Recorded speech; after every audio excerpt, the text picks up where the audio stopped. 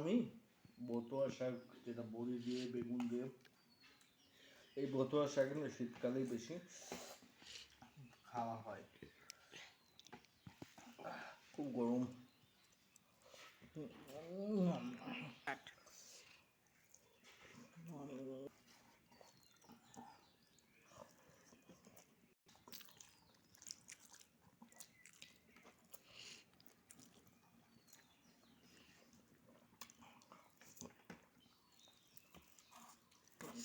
আমার শাকের গন্ধ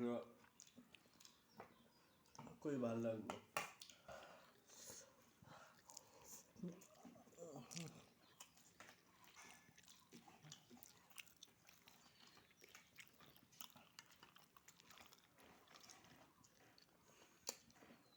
শীতকালে